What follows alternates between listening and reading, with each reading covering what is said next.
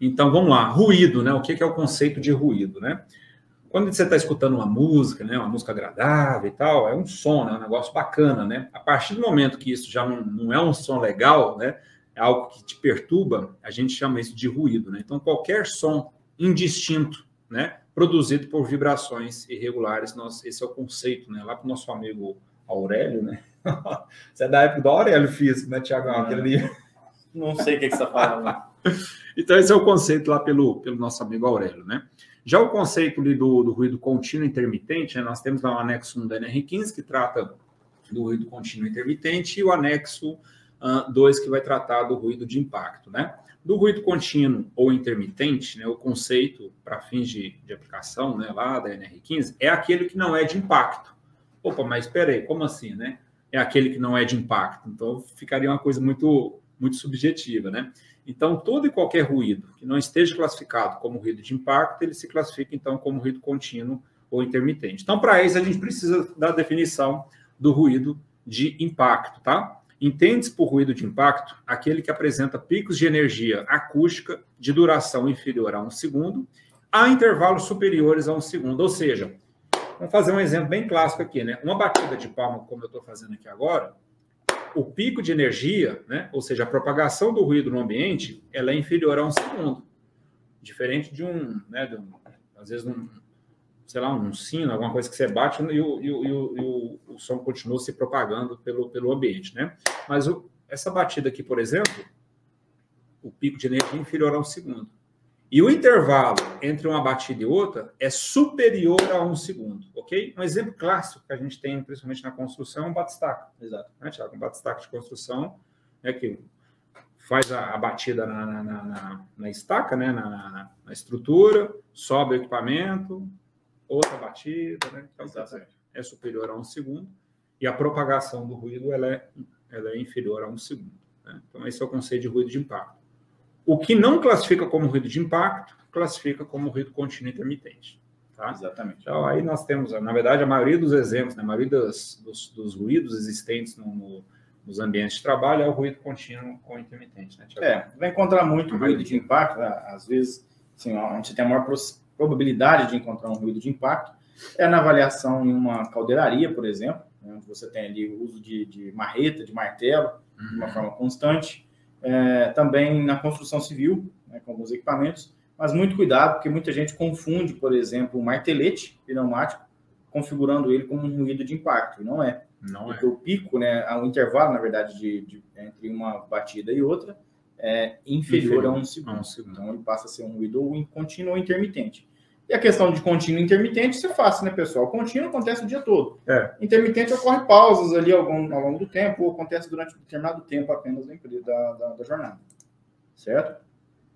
É importante a gente falar também alguns conceitos sobre o ciclo de exposição, critério de referência, essas coisas, porque isso vai auxiliar muito você a configurar o seu equipamento. Então, quando a gente fala de ciclo de exposição, também pode ser entendido ali como rotina de exposição e outros termos, tá? É o conjunto de situações acústicas, é o conjunto de momentos, de exposições ao determinado ruído, no qual o trabalhador é submetido, tá? Em sequência definida, ou seja, aquele ciclo, né, que ele está trabalhando ali e que ele pode se repetir de forma contínua, né, no decorrer da jornada de trabalho. Vou pegar um exemplo clássico, um operador de caldeira, por exemplo. É claro que varia, né, Tiagão? Cada empresa adota de uma forma, mas, sei lá, você tem algumas situações, algumas empresas, que o operador de caldeira, em alguns momentos, ele está lá na área, alimentando a fornalha, né, um determinado, sei lá, uma lenha, por exemplo. Em determinado momento, ele está lá fazendo operação de botoeiras na área operacional também. Em algum outro momento, ele está lá no COP, lá na central de operações, que é uma sala com, né, um ar-condicionado, computador. Então, são 5 exposições. Né? Exato. E quando ele sai desse local e volta novamente para repetir a atividade de operação da caldeira e essas outras rotinas, você está repetindo o ciclo. Perfeito. Por que é importante vocês gravarem esse conceito, pessoal? Porque não existe, nas nossas legislações atuais, um tempo mínimo de amostragem. Eu escuto muito isso aí. Qual é o tempo mínimo de amostragem de ruído? Qual é o tempo máximo? O que a lei fala? Tinha uma resolução da INSS há muito tempo atrás, tá? Que já foi revogada. Mas hoje o que a NHO fala? Você tem que avaliar, né, em determinado tempo que seja suficiente para diagnosticar esse ciclo de exposição, tá? e que ele seja representativo da jornada. Então, vou falar, Thiago, você tem que avaliar 15 minutos, 50 minutos, 5 horas, 8 horas. Não, vai ser o tempo suficiente para ser representativo da exposição ocupacional diária do trabalhador. Né? Excelente. E aí nós temos um conceito técnico que vai entrando aqui, que é o critério de referência. Eu vou usar essa lousa aqui mesmo, né? Aqui, tá? Para poder explicar para vocês um pouquinho desses conceitos, mas eu vou passar ele aqui teoricamente. O que é o critério de referência? Você precisa colocar isso no seu equipamento. Tá? É um nível médio no qual, para a exposição durante 8 horas, a dose vai representar 100%. E o que é a dose, pessoal? É o parâmetro utilizado para caracterizar a exposição ao ruído, expressa em porcentagem de energia sonora, tendo por referência esse tempo máximo de 8 horas. Então, o que está querendo dizer? É um nível de ruído em decibel no qual, o critério de referência, no qual 8 horas de exposição corresponde a uma dose de 100%. Tá? Então, vamos lá no quadrinho, vira a câmera aí, não sei se... Vamos lá, Thiago. Deixa eu chegar um pouco mais para lá. E responde aí também, pessoal, se o áudio está legal, porque eu estou mais longe. Boa. Confirma aí, pessoal, se o áudio está legal. Deixa eu aumentar um pouquinho o volume aqui, porque agora a gente tem um microfone fino, né, Thiagão? Olha só que coisa maravilhosa, né? O pessoal estava reclamando que o áudio estava ruim, né? Agora a gente tem um equipamento de ponta aqui, galera. Exatamente. Vocês pediram e tá aí. Então, só um pouquinho, Thiagão, deixa só o pessoal responder aqui nos comentários. Certo. Como que tá o volume, porque senão você vai explicar aí, talvez vai ter que repetir de novo, né? Beleza. O Gessé está perguntando para explicar a diferença do Q3 e Q5. Vamos chegar lá. Presta atenção nisso que eu vou te falar agora, então, que você vai entender. Tá? A Cátia falou que tá ok o áudio, então manda bala. NR15, anexo 1. Estão enxergando aí? Tá enxergando? Eu acho. Então, tá ótimo. Então nós temos... O difícil vai ser só entender só a letra, mas o resto tá tranquilo. O áudio às vezes a vermelha fica melhor. Tá? Pode ser, tanto faz. Vamos ver com a vermelha. Tô só te zoando, só para não perder a piada, né, Thiago? Isso é cheio de gracinha. Dá um troféu pra você. Nós temos, então, lá na NR15, 85 dB, certo? E tem lá depois uma linhazinha, 8 horas. Certo. Ok? Então, o critério de referência está dizendo que a dose, quando eu tenho ela em 100% com uma jornada de 8 horas, aquele número é o meu critério de referência. Ok? Então, nós sabemos que se você ficar exposto a um nível de ruído de 85 decibéis durante 8 horas, você atingiu 100% da dose. Vamos pensar, pessoal, vou dar um exemplo aqui daquele celular pré-pago que você tem, da sua operadora.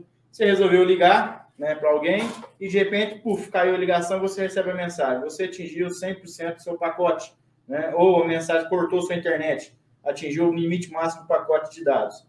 Se o nosso ouvido tivesse uma capacidade de soltar um alerta desse, tá? Quando você ficar 8 horas de exposição a 85 decibéis, você receberia uma mensagenzinha. Você atingiu a cota máxima de exposição. Então, isso é a dose. Tá?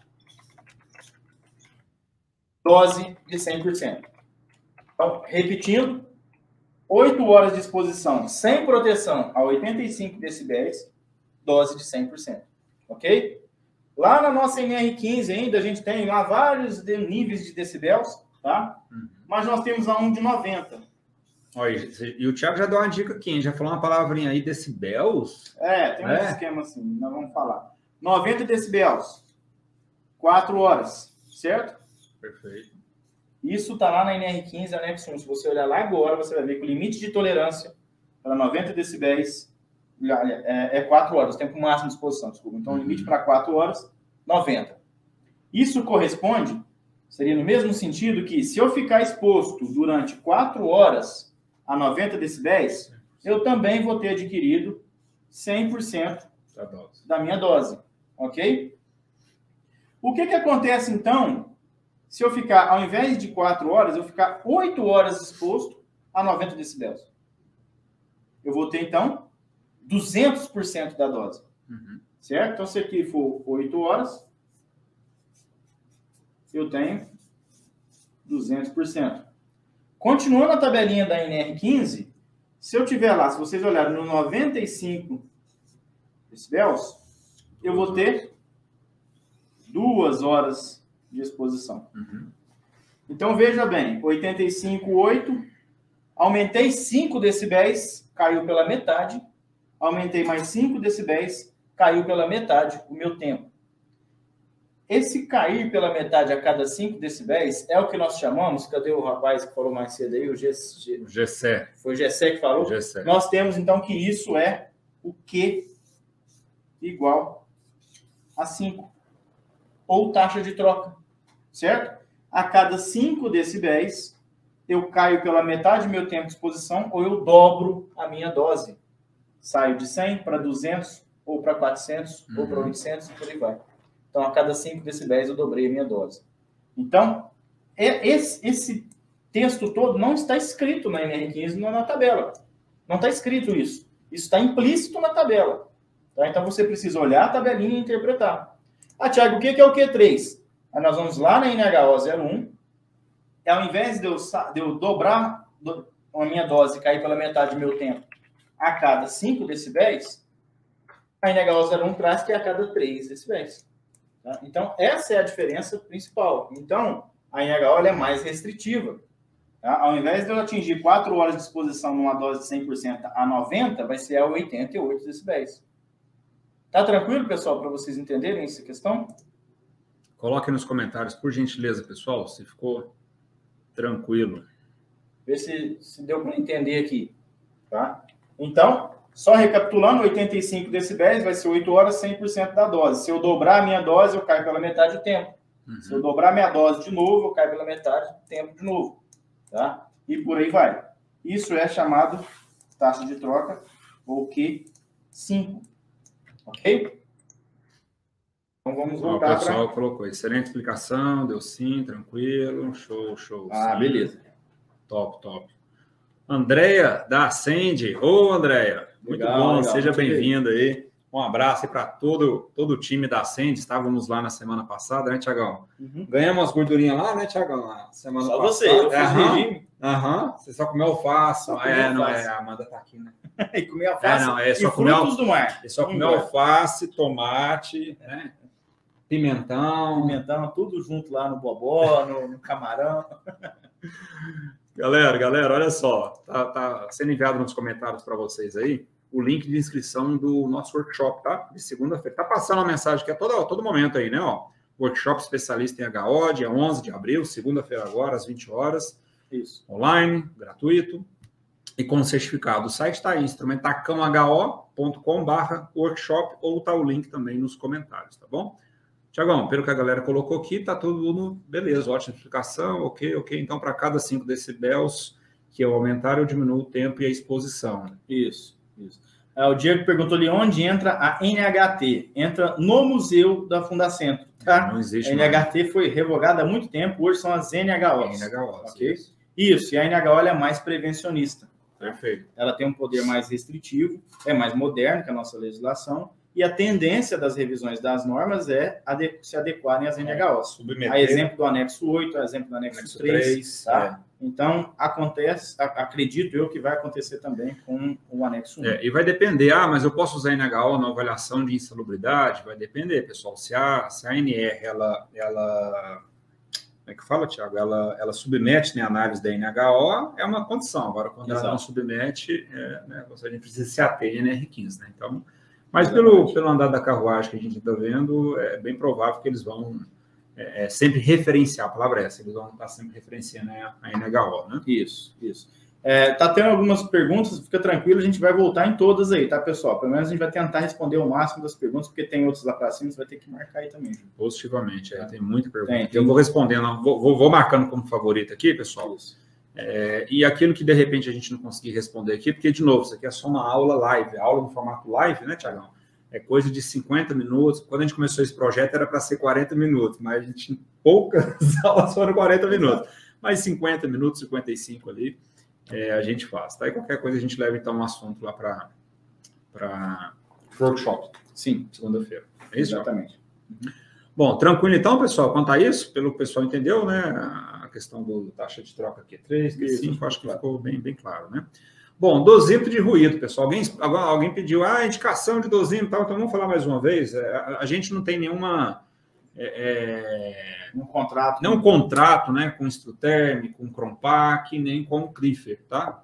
Ou qualquer outro. Beleza? Ou qualquer outro equipamento, beleza, pessoal? Então, nós trouxemos aqui os 3 modelos que nós utilizamos, tá? Nós utilizamos esses 3 modelos, Está aqui o Sonos 2 Plus da Crifer. Segurei, Tiagão. Está aqui também o da Crompac, né? O Smart DB da Crompac, tá? E está aqui também o DOS 1000X da Instruterm. Perfeito, pessoal? Então, são os 3 equipamentos que nós utilizamos no dia a dia, tanto para laudos, para PGR, para LTEC, enfim, toda a documentação, para as perícias também. Então, para higiene ocupacional no dia a dia é o que a gente utiliza, né? Eu utilizo também o ED 007 da 01DB. Né? Tem outros também, mas assim, esses são os que mais são utilizados aí no dia a dia. Equipamento importante, calibrador de dosímetro, né? Para fazer a calibração inicial, a calibração final, né? Ou não, né? A calibração inicial e a calibração final, né? Seguindo os procedimentos corretos, né? Importante, né? Todo início de medição, você faz uma, encerra a medição, você conclui, tá? Isso. Então, dosímetro de ruído, no conceito técnico, né? É o medidor integrador de uso pessoal que fornece a dose de exposição, tá? Diferente do decibelímetro. Isso é importante deixar claro essa diferença. O decibelímetro tem um aqui, tá aqui, ó, da Axon. Tem um decibelímetro, inclusive tem uma pergunta de um de vocês aí perguntando se dá para fazer avaliação de ruído por dosímetro por decibelímetro. Nós vamos explicar aqui como dá para fazer isso, ok? Mas dá sim, só que existe uma diferença gritante de um equipamento desse para um equipamento desse, tá? Consigo usar? Consigo, mas eu tenho que seguir alguns critérios. Recomendamos? Não. Esse aqui não faz dose, esse aqui faz dose. Por isso que o nome dele é dosímetro. Mas o que é dose? Eu acabei de explicar aqui, ó. 100%, 200%, sabe? Ele vai calculando isso de maneira automática, vai computando no sistema. Leitura minuto a minuto. Minuto a minuto. Tem as configurações, nós vamos passar aqui daqui a pouco, certo? Então, ele vai te entregar um resultado aceitável, tá? Ele vai te entregar um resultado dentro do esperado. Qual é a chance de assertividade de fazer uma avaliação com C1 sobre T1, utilizando um decibelímetro, ou fazer uma dose com um tempo representativo? Aqui você tem inúmeras porcentagens de chance maior do que esse aqui. Né? Eu vou explicar daqui a pouquinho como é que funciona. Vocês mesmos vão tirar a conclusão de vocês. Tá? Bom, vamos lá. Grupo similar de exposição, né? O famoso GSE, ou muitos chamam também como GHE, né? Mas qual que é a diferença? Vamos falar um pouquinho, acho que rapidamente, né? O GHE, qual a diferença do grupo homogêneo de exposição para o grupo similar de exposição? A tendência, né, Tiago, que a gente vem vendo no mercado aí é as empresas, né, os profissionais, utilizar o grupo similar de exposição. Porque quando você fala GHE, o grupo homogêneo de exposição, homogêneo é aquilo que fica igual, né? Idêntico, exato. Idêntico, né? Então você está, dá um exemplo, você está preparando aquele bolo lá que você, que você gosta, Tiago, recheado com chocolate, você precisa fazer uma massa homogênea, então fica tudo igual ali, né? Fica tudo junto e misturado. Em algumas situações dentro das empresas, nem sempre é tudo muito idêntico assim, né? Às vezes as atividades mudam uma vírgula, né? Então, o conceito de grupo similar de exposição ele tem sido mais aceito entre os profissionais. Similaridade é mais aceitável do que homogeneidade. Boa. Então é isso, tá? Um conceito bem rápido aí para vocês, né? Limite de exposição e nível de ação. 2 palavrinhas que a gente precisa, o profissional de SST precisa entender muito bem sobre isso. E, pessoal, é simples, é um conceito simples, mas tem muita gente que ainda faz confusão com isso, né? No conceito técnico, o limite de exposição é o parâmetro da exposição ocupacional que representa as condições sob as quais acredita-se que a maioria dos trabalhadores possa estar exposta repetidamente sem sofrer efeitos adversos à sua capacidade de ouvir. Resumindo, acima do limite de exposição é problema. Acima do limite de exposição precisa ser tomadas medidas corretivas, ok?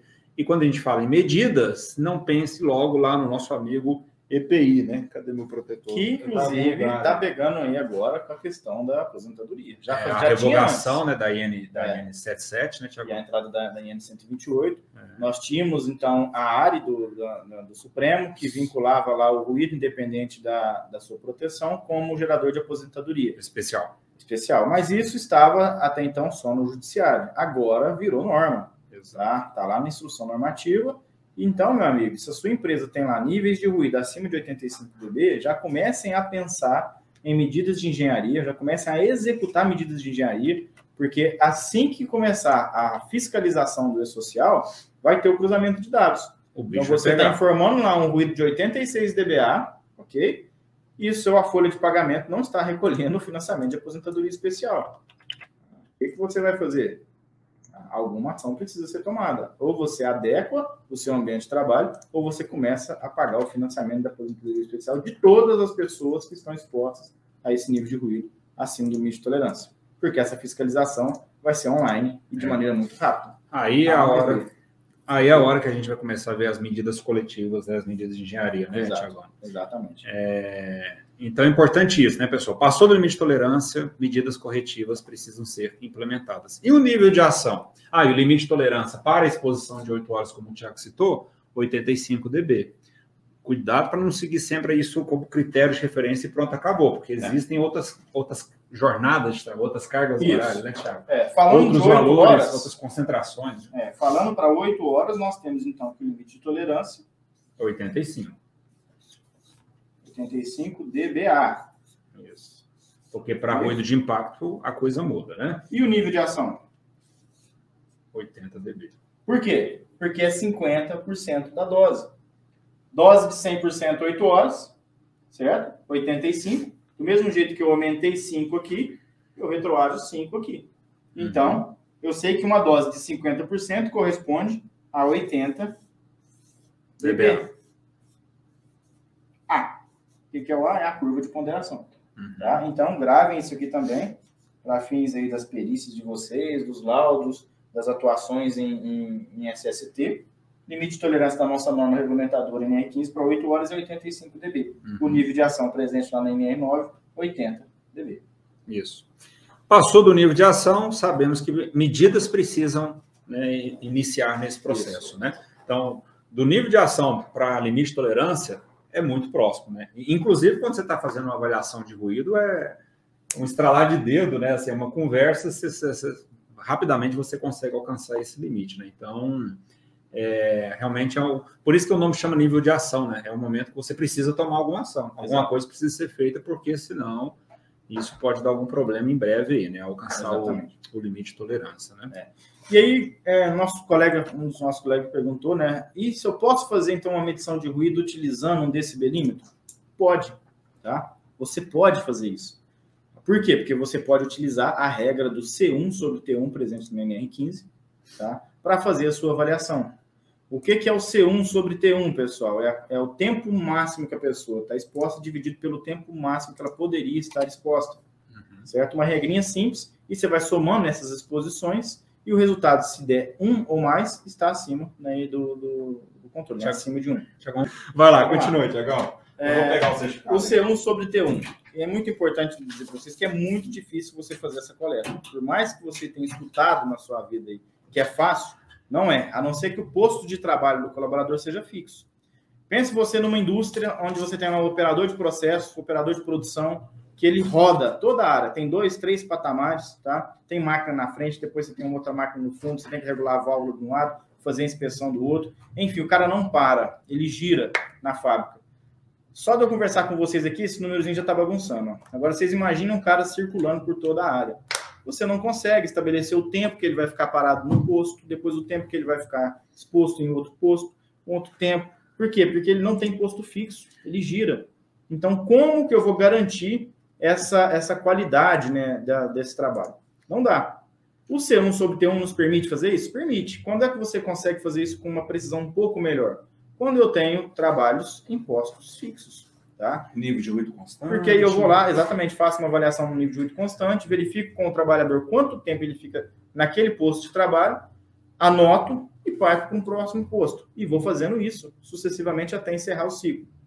E depois eu vou jogando lá C1 sobre T1, mais C2 sobre T2, mais C3 sobre T3. Lembrando que o C1, 2, C2, C3, CN é o tempo total que o trabalhador fica exposto àquele nível de ruído específico, a norma fala bem claro desse nível de ruído específico, e TN indica o tempo máximo da exposição diária permissível àquele nível. Tá? Então, de acordo com a tabelinha do anexo. De acordo com a tabelinha.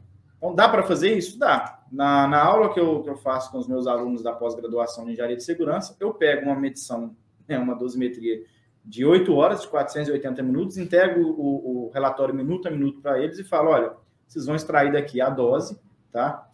Calculando C1 sobre T1. 2 dias, no mínimo, de aula para poder fazer isso. Tá? Por quê? Você tem que ficar somando 85, quantas vezes apareceu 85, soma ali o tempo, quantas vezes apareceu 86, tá?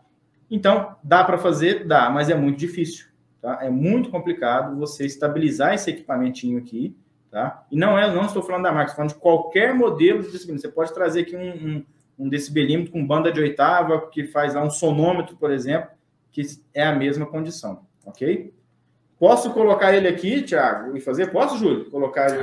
eu vou prender no trabalhador aqui e vai ficar o dia todo. A regra é clara. E o pior é quando é diferente. Presta aqui, Thiago. O pior é quando faz assim, né? Você já viu isso ou não? Não. Eu só, não, né? Só lá em... Só como é que chama o planeta isso. lá? Como é que chama? Só lá em Andrômeda. Andrômeda. Eu só vivi isso. Numa situação em que eu estava fazendo uma assistência técnica e o perito teve a audácia de colocar o decibelímetro no bolso do reclamante para fazer do paradigma para fazer a avaliação. Então, respondendo, acho que foi o Gessé que perguntou, dá sim para fazer, tá? Só que é bem mais difícil e você precisa estar muito seguro para poder garantir que aquela avaliação representa mesmo a exposição do trabalhador. É isso aí. Algumas configurações básicas do dosímetro de ruído, né, pessoal? Então, toda vez que você adquire um equipamento, você vai utilizar um equipamento, importante, viu, pessoal? Faça, veja, né, verifique as configurações do aparelho. Existe uma série aí que chama o seguinte, aprenda com os nossos erros, né? Então, a gente divulga sem problema nenhum, né? Quem nunca cometeu algumas falhas, né? Seja no levantamento de campo, no levantamento de higiene ocupacional, uma quantificação de algum determinado risco, né? Ou até mesmo algum processo pericial, enfim, que atira a primeira pedra, né? Exato. Então, eu mesmo já cometi falha de não checar, né? Não checar a configuração do dosímetro e não estava configurado como deveria. Obviamente, tive que repetir a avaliação, tá? Então, configuração do aparelho. Taxa de troca, 5 dBA. O Thiago já fez a explicação, exceto esses aparelhos aqui, pessoal, todos eles, né, Thiago? Os três, né? Todos esses 3 aparelhos aqui, eles entregam o resultado tanto na taxa de troca 5 quanto na taxa de troca 3, tá? Que é 3, que é 5. Então, quando você gera o relatório, ele sai com os 2 resultados. E aí vai depender para qual fim você está utilizando ele, tá? Nível de critério, 85 dBA. Já explicamos. Nível de integração, 80 dBA, né? Então, são os níveis de ação, são os limites de tolerância, né? Circuito de compensação A, quando a gente está fazendo a avaliação para ruído contínuo ou intermitente, né? E o circuito de resposta lenta, ou slow, né? Para ruído contínuo. Intermitente, que é o que a gente mais encontra por aí, certo, Thiago? Detalhe pequeno, né? Que chama o Madeirite lá, fala detalhe pequeno, sabe quem que é o cara? Meio-dia, né? Meio-dia, né? Detalhe pequeno, pessoal, ó, detalhe pequeno, esse carinha aqui, ó, protetor de vento, tá? A tela de vento, né? Importantíssimo, viu, pessoal? Sem a tela de vento, o nível de ruído vai lá nas alturas, tá? Então, é importantíssimo esse carinha aqui, tá? E eu já acompanhei perícias também, Thiago, assim como você citou, né, que o perito cometeu essa falha de colocar primeiro, de usar um decibelímetro, né? E segundo, colocar aqui, né? Posicionado aqui no bolso do trabalhador, o dosímetro do perito não tinha a tela de vento. Exatamente. Então, e fiquem muito atentos a isso quando vocês forem adquirirem, alugarem, utilizarem o equipamento com relação à tela de vento, que o Júlio explicou, que qualquer coisinha qualquer vento que der, ele vai atrapalhar essa dosimetria. E muito cuidado também com rádio amador, né? Rádio. Se o seu equipamento não tem proteção para radiações, tá? Então, você precisa saber, junto ao seu fornecedor, se ele tem proteção contra a radiação, porque senão acontece de você fazer sua medição, sua avaliação lá, e quando você verificar, o resultado está todo maluco. Tá? Por quê? Porque não tem a proteção adequada, né? E aí, acionou o rádio, chamou alguma coisa, vai dar pau. Beleza? Show de bola. Tem muita pergunta aí, tem cara. Pergunta a rodo, cara. Vamos lá. Pessoal, eu fui conforme vocês foram perguntando aqui. Algumas perguntas, inclusive, já foram até respondidas, né? Mas vamos lá, vamos colocando aqui algumas perguntas que foram feitas, né? Júlio Thiago, pergunta do Fernando, né? Eu consigo fazer uma medição de ruído sem um laudo ser impugnado com um decibelímetro, ou tem que ser sempre 12? Bom, acho que isso ficou claro. Foi uma das coisas que a gente comentou, né? Sim. Vários exemplos que nós citamos aqui. Pode. Na segurança, quem falava isso é o nosso amigo Divaldo Faria. Na segurança tudo pode, mas depende. Pode usar o decibelímetro? Até pode. A gente recomenda? Não. Inclusive, para os nossos alunos lá do curso de perícia, do curso de HO, né? A gente é bem claro quanto a isso. Não recomendamos, né? Mas pode, desde que siga a metodologia que a gente explicou mais cedo aí, né? Para quem chegou depois, pessoal, assiste no replay que nós falamos sobre isso, tá? Na perícia, vale Q5 ou Q3? Pergunta do Gads Engenharia. Se estivermos falando de insalubridade, é Q5. Q5, sempre. Ah, mas e de aposentadoria? Pode ser o Q5, como pode ser o Q3, tá? Por que pode ser? Porque a norma não especifica. Ela fala, não vou entrar muito nessa discussão, senão é mais uma hora de live. Mas fala para utilizar os limites da NR15 e os procedimentos da NHO. Então, beleza, fica tranquilo para você quando a gente fala de 8 horas de exposição, tá? Aí tá sempre essa dúvida, mas eu uso o Q3 ou uso o Q5? Para 8 horas vai ser, beleza, limite 85. Agora, se a gente estiver falando de uma jornada de 6 horas, uma jornada de 12 horas, tá? Fica mais difícil você segurar o Q3 aí como tese, tá bom? Porque o limite não bate. Perfeito. E isso já responde a pergunta do GCE, a explicação do Q3, Q5 ficou excelente, para atender a legislação LTCAT e o laudo de insalubridade, né? Exato. Então, falou que a insalubridade é NR15 e Q5, tá?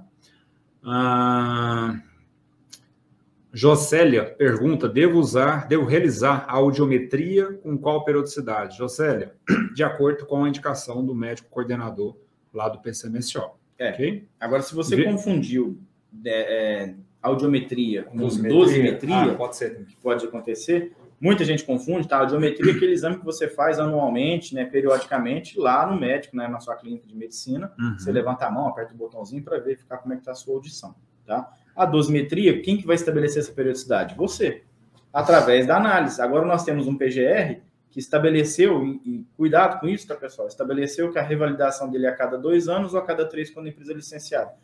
Tem lá sua ISO da vida, né? Muito cuidado com isso, certificado. Porque a pessoa fala, eu tenho que fazer então a cada 2, 3 anos. Não, é sempre que tiver alguma alteração no ambiente. Função nova, mudei o processo, mudei equipamento, mudei a forma de trabalhar, o layout, fiz alguma melhoria, troquei uma telha por outra que gera menos ruído quando chove, enfim. Observe sempre o ambiente. Teve alteração, refaz a avaliação. Perfeito. Pergunta do Luciano. Qual o tempo, a pergunta que não quer calar, né? Qual o tempo de validade do nosso amigo certificado de calibração? Achei, pessoal, tá aqui, tá? Inclusive, já respondendo os stories que eu fiz, e, cara, foi uma enquete que eu acho que eu vou até encerrar aqui, Tiagão. Não, deixa rolando. Mas estava assim, eu coloquei quatro tipos de respostas, né? Qual que é na verdade, eu tirei uma foto do meu certificado de calibração, eu fiz a calibração nele dia 21 de abril do ano passado, inclusive é o golzinho de ruído. E perguntei, pessoal, e aí, com relação a essa data, né? Eu coloquei 4 opções lá. A primeira delas, se eu não estiver enganado aqui, era, tá quase vencendo a calibração, né? E muitas pessoas marcaram essa. A segunda opção já está vencido conforme portaria, decreto 2040. Inventei. 2040 de 2005, sei lá, inventei, gente. Lá é inventado. Teve muita gente que marcou aquela opção lá. Inventei, aquilo lá não existe, que é a portaria, que é decreto, sei lá o que eu coloquei lá. Aí tinha a terceira opção, não está vencendo, né? Não está vencendo. E a quarta opção, que eu já esqueci o que é. Vão lá no Instagram, lá, visitam lá para ir respondem lá. Mas agora não adianta, né? Agora a galera já vai receber a resposta, né? Mas é o seguinte, pessoal, via de regra, não existe uma norma, tá? Que fala que a calibração deve ser realizada anualmente. Ou ela deve ser realizada a cada 2 anos. Não existe. Exceto a legislação para ruído de vizinhança, né, Tiago? NBR, né? 10151, que recomenda anual, né? É isso mesmo, né, Tiago? Bienal, perfeito. Recomenda bienal. Aí sim, existe aquela norma, né, para ruído de vizinhança. Mas para essa nossa situação do dia a dia, para ruído ocupacional, não tem uma norma que parametrize isso. Era até bom se tivesse, porque realmente essa pergunta não quer calar, ela está sempre se repetindo. O que existe, uma recomendação estabeleça um procedimento interno na sua empresa, tá? Que, olha, ocorrendo essas situações, o equipamento deve ser enviado para calibração. Sofreu uma queda, caiu dentro de uma água, né, dentro de um poço com água, enfim, estabeleça alguns critérios, né? E mesmo que isso não ocorra, esses acidentes não ocorram, você definiu no seu procedimento interno que você vai fazer uma calibração do seu equipamento a cada ano, a cada 2 anos, sim, vai variar. E depende muito também, né, Tiago? Por exemplo, sua empresa lá, né, HO é na veia, né, cara? HO, diferente, né, da minha empresa, eu tenho atuado muito com perícias, assistências técnicas. Então, um escritório de perícias, a quantidade de avaliações ela é muito menor que um escritório do Thiago, que é um escritório de HO, né, Thiago? Exato. A sua demanda é aí você vai fazer os dois patamares. É igual carro. Carro muito tempo na garagem arreia bateria, né? E carro muito tempo na rodovia estraga os pneus. Então, acaba com o desgaste dos pneus. Então, você vai ter que ter sempre esse bom senso. Tá? Meu dosímetro já não tá com a bateria ruim, já começou a trazer algum transtorno na avaliação, putz, manda calibrar. Agora, não vou esperar 5 anos, tá, pessoal? Vou calibrar cada 5, cada 4. Tem um bom senso. Boa. Tá? Alguns fabricantes limitam a cada 12 meses. Cuidado com isso também. É uma recomendação do fabricante. Tá? E aí tem algumas NHOs que vinculam ao procedimento recomendado pelo fabricante. Aí, nesse caso, você não escapa. Se o seu equipamento fala que tem que ser 12 meses, eu sinto muito, tá? Vai ter que seguir. É isso aí. Boa. Pergunta do Miller. Ótima live. Se um laudo do PPP vir com os monitoramentos errados, pode pedir perícia? Você pode pedir a retificação desse laudo, se você for o contratante daquele profissional, né, ou daquela empresa que fez essas avaliações. Quem pede perícia é juiz, tá? Boa. Então... você ingressa com uma ação, né? Exato. O trabalhador ingressa com uma ação. E é uma demanda, viu, Miller, que está crescendo muito, retificação de PPP. A perícias, né, de retificação de PPP. O advogado geralmente até usa isso, né, para poder retificar o PPP, para logo adiante ele pedir ali uma aposentadoria especial. Entrar com um processo contra o INSS, né, já é outra situação, pedindo uma aposentadoria especial. Temos uma do Antônio Carlos também, quando vai sair a próxima turma do curso de perito. Não temos data para te falar específica, vai ser tal dia, então eu recomendo para você entrar no site, tá? Cursopericia.com, lá vai ter entrar para a lista de espera. Entra para a lista de espera, Antônio Carlos, que assim que nós abrirmos uma turma, você vai receber o seu e-mail, a sua nossa notificação, para falar, olha, vamos abrir, beleza? O link está aí nos comentários, viu, pessoal? Para quem quer se inscrever na lista de espera, vai lá, se inscreva, ok? Está nos comentários aí. Pergunta do Thiago, seu xará. Essa história que a dosimetria tem que ser no mínimo 75% da jornada. É verdade ou mito? Já foi verdade, tá? Tinha uma instrução normativa do INSS que recomendava no mínimo 75% de avaliação, mas ela é muito antiga. Foi revogada, tá? Na verdade, ela foi revogada quando entrou a IN 77, e lá tinha esse procedimento. Hoje, algumas empresas adotam, então, muito cuidado antes de discutir se você vai trabalhar para um cliente que exige uma dosimetria de 75, de 80, de 90, você vai ter que seguir, tá? Mas é importante, Thiago, que você tenha na concepção que você precisa avaliar o tempo mínimo necessário para que se tenha total certeza daquela exposição, tá? E que a avaliação de ruído vai ser fidedigna a todo o período de exposição do trabalhador. Então, pela essa fala que eu acabei de dizer, conclui-se que quanto mais tempo você avaliar, mais assertivo vai ser a sua avaliação. Tá? Perfeito. Tiagão, 102 likes nesse momento. Olha que legal, hein? 102 likes. Que bacana, pessoal. Valeu demais, hein? Valeu demais mesmo. Muito bom mesmo. Próxima pergunta, Tiagão. Do espaço confinado, software solution ali. Qual a diferença na banda de oitava para a banda de 1/3 de oitava? Muito legal. Quando a gente fala de ruído, esse dosímetro, por exemplo, ele fornece banda de oitava. Todos os três aqui fornecem. Tá? E esse aqui eu tenho certeza que fornece banda de oitava e 1/3 de oitava. O que acontece, pessoal? Quando a gente pega o nível de ruído, que vocês fazem uma dosimetria, você tem lá um nível de 90 decibéis. Você não sabe exatamente de qual que é a frequência. Tá? E por que é importante você conhecer a frequência do nível de ruído? Para definir a medida de controle. Por quê? Porque por exemplo, uma lã de rocha, ela vai ter um nível de eficiência para determinada frequência de ruído. Já um concreto vai ter outra. Já uma espuma, um isopor, vai ter outra ação. Então, eu preciso conhecer qual é o comportamento desse ruído nas frequências em que ele é gerado. Tá? Então, quando a gente fala de banda de oitava, nós pegamos ali a faixa de audibilidade do ser humano, que vai de 20 Hz a 20.000 Hz, né? E dividiu-se, né? A ISO fez uma divisão a partir de 1.000 Hz em 8 bandas. Tá? Hoje até tem mais bandas que isso, mas quando foi criado o conceito, era 8 bandas, 4 para cada lado, né? Acima de 1.000, alta frequência, abaixo de 1.000, baixa. Né? Então, você tem ali 1.000, 2.000, 4.000 e 8.000, depois você tem 1.000, 500, 250, 125. Tá? Então, essas são as bandas de oitava. Então, você pega um gráfico, aqueles mesmos 90 decibéis, vai ter ali a cada frequência dessas bandas o nível de ruído dela, tá? Isso é importante de dizer que isso não é uma somatória, tá? Quando a gente fala de ruído, nós estamos falando de cálculo logarítmico, tá? Então, não existe 80 mais 80 ser 160 decibéis. Então, não existe isso, esqueçam isso, tá? Existe adições de decibéis, que a gente pode explicar num outro momento, mas não é 1 mais 1 igual a 2. Então, a banda de oitava é isso. E o que é a banda de 1/3 de oitava? É uma apuração melhor ainda. Você pega essa banda e você ainda divide em outras duas intermediárias entre uma banda de oitava e outra, tá? Então, 1000 fica 1000, 1250, 1500, 1750, 2000. Exemplo, tá? Não lembro de cabeça se é exatamente assim. Mas você divide as bandas, tá? Então, você tem uma apuração, uma acurácia bem melhor.